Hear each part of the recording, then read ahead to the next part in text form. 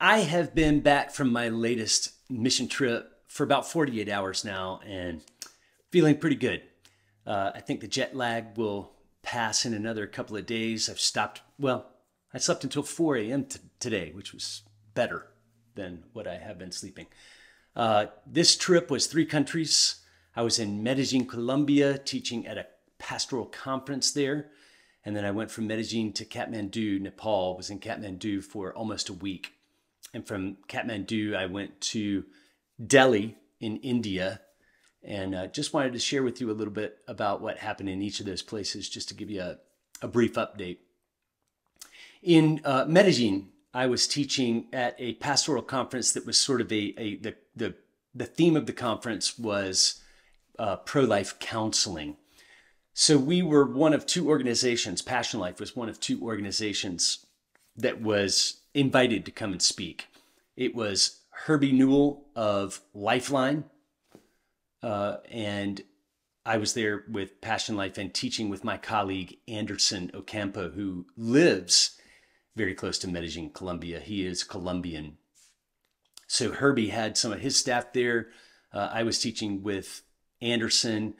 And one of the things that became very obvious, what Lifeline does, if you're not familiar with their ministry, Lifeline helps foster adoption and foster parenting situations, especially in overseas contexts. They do it in the United States, and they do it in several countries around the world. If you haven't made this connection, pro-life ministry fits hand in glove with adoption and fostering, because in this world, some girls who get pregnant are simply not ready or in a position to be a mother at that time. And in those instances, fostering and adoption become a really attractive option for the girl who is really not able to be present as a parent for her child, whereas other families will be. And so Lifeline does a great job of connecting people who have a pro-life mindedness, churches that are pro-life, waking them up to the beauty of adoption and fostering, the need for adoption and fostering, how that fits into pro-life ministry in general. So it was great to be able to teach with Herbie our Passion Life material, which kind of lays the biblical foundation for life and ethics, and Lifeline, which builds on top of that foundation and extends it into adoption. One of the themes that I hope will emerge from this particular recording is how much on this particular trip I saw synergy with other organizations in a way that I really haven't seen it in the past. And I think that bespeaks a growing focus in international pro-life work. When we started doing this 10 or 12 years ago, there really wasn't a lot of focus on overseas work as far as pro-life ministry goes. Even the international organizations in the United States, like Heartbeat International, are well connected to pregnancy help centers, for instance, in various countries. But not a whole lot of their work is actually in those countries. They invite people who are working in those countries to affiliate with Heartbeat International so that they can be resourced, so that they can learn things. They have access to all kinds of conferences and things like that. But Heartbeat is not necessarily sending out teams to go start pregnancy help centers overseas. I hope that is clear. Passion Life, on the other hand, is teaching biblical ethics as a foundation. And on top of that, we are calling people to start pro-life ministries, whether it be pregnancy help centers or maternal homes for girls who need a place to hide for a couple of months because of an abusive relationship, or hotlines, or fostering and adoption, whatever it is that they get called as a church to do in response to the foundation that we teach in biblical ethics. So it was a great time to partner with Lifeline on the trip to Medellin, Colombia. I flew from Medellin to Kathmandu, Nepal. It was my first time in Nepal. It makes, I think, our 36th country that we're working in now as Passion Life Ministries, taught at 2 different locations, two different churches. One, a church that's affiliated with a Bible school, so it's a church slash ministry training center, if you will. And the other was just a large church on another part of Kathmandu. Really great to be there and meet these two different pastors and all the ministry leaders that they were able to bring in to hear the 4 questions. Fantastic response. The Nepali leaders were very humbled. They said no one really is talking about this kind of stuff here in Nepal.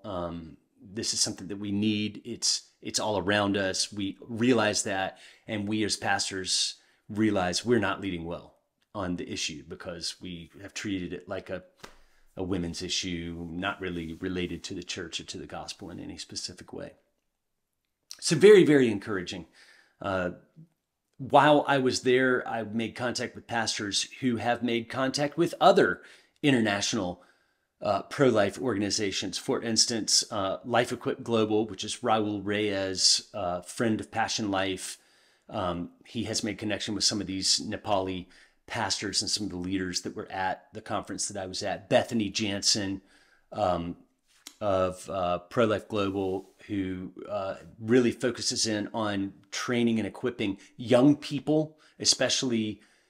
It's not like youth for pro-life youth necessarily programs, but she trains, she equips, she lays foundation. She sometimes will use the 4 questions training material that PassionLife has developed when she is working overseas. In fact, Bethany was in Kenya training youth, and that means high school to college age up, into young marrieds, how to carry on pro-life ministry and live a pro-life ethic. And she was training with some of the PassionLife 4 questions training material even while she was in Kenya. She sent me that text while I was in Kathmandu.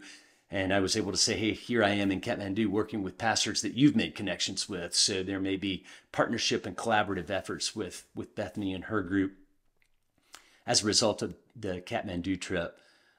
We definitely expect to go back into Nepal and to travel more widely into rural areas in Nepal and continue the work that we have started there. So that was very encouraging, and I thank you for praying us through that. Last place I went was India. I met up with a longtime ministry friend and partner, an Indian pastor by the name of Amit Paul. Super fired up worker for the Lord in the pro-life realm. Amit has become a national leader for India in his own right and has been working with PassionLife to the extent that he really is part of the PassionLife family, if you will. We consider him one of our regional partners in Asia. Taught with Amit in a church/training facility in Delhi. I have been to Delhi. I've been to India 7 times. I've been to Delhi and taught there 3 times, but I've never been super encouraged by the response that I have gotten in Delhi. Sometimes I wonder if it's the busyness of super urban centers like Delhi just gives pastors a busyness mindset that they don't latch onto this right away like they may in a more rural setting. Sometimes I wonder if it's the spiritual climate of Hinduism and Islam in Delhi that's made it very difficult to go up against the forces of death, if you will, as far as preaching from the Bible about abortion. But Delhi, I've just never really gotten a solid response from leaders there. However, I felt much different about this particular training. Amit set this one up. It wasn't me going through my connections to set it up. Amit knew some guys that he thought might be soft-hearted toward pro-life ministry. And those guys invited other pastors and leaders from around the city. So I really feel like on this particular trip, we got to the right people. So often we go overseas and we train, and it's gratifying to see 3 or 5 or 700 people show up to hear what you have to say. But rarely when you speak to 1,000 people, do you have a whole lot of people who felt like they made a tight connection with what it was you were teaching. More often, it's these groups of 30 and 40 that you're going to teach and see someone step forward and say, I really want to connect with you in your ministry and do what I can to make myself available to the Lord to be used as a ministry leader. So we often say it doesn't really matter to us how many people come to hear the teaching that PassionLife has to offer. we're looking for the right people. We're looking for the people that God has chosen and anointed and ordained to be there at our teachings.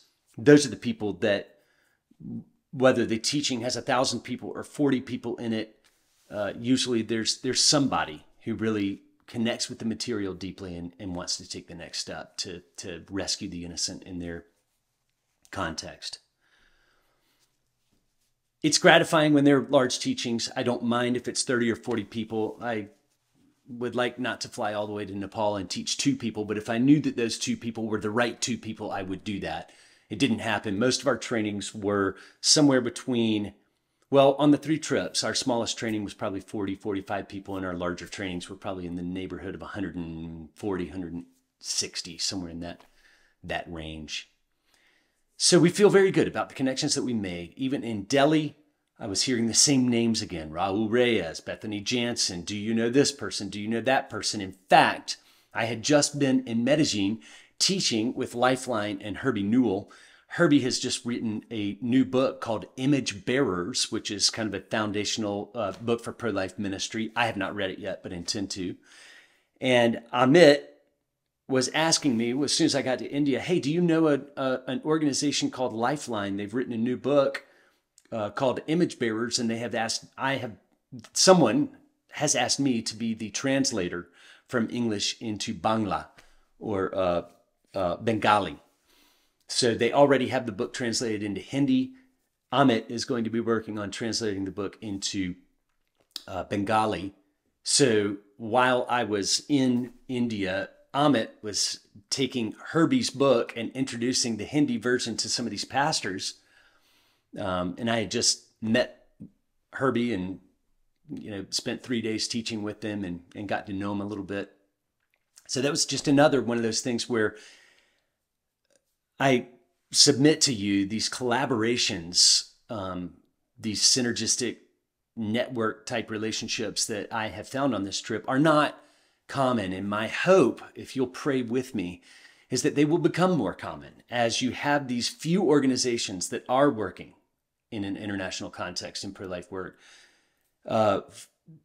now spreading their influence far enough that we're really beginning to run into each other's people, no matter where we go on the planet. That helps a whole lot. If these people are saying, hey, I'm going to this pro-life thing and I've done something with Bethany, and now, hey, PassionLife is coming in, and I know PassionLife through Bethany, and now I feel really good about inviting 15 pastors to come with me to the PassionLife training because I trust it. I know that it's theologically sound. I'm not going to invite people and then get there and be embarrassed because it's, PassionLife doesn't have a good theological soundness to their teaching. Point being, we're helping one another. Pray with me, if you will, as a wrap up and a final thought to this video. Pray with me for this collaboration that is beginning to show itself more in the international context. Pray for the international organizations that are doing very, very good work. It's not just the other 3 that I've mentioned in this video. There are several doing great international work. We just don't always run into each other's people. But now that these networks are growing, I think it's going to help the international pro-life movement. So pray with me, if you will, that these organizations thrive, that they continue to focus well on the gospel and on the Bible, and that the network of relationships that we have continue to strengthen, and we benefit one another as ministries as we travel, so that we can be as much benefit as possible to the local people on the mission field. Thanks for watching the video today. Now to prayer.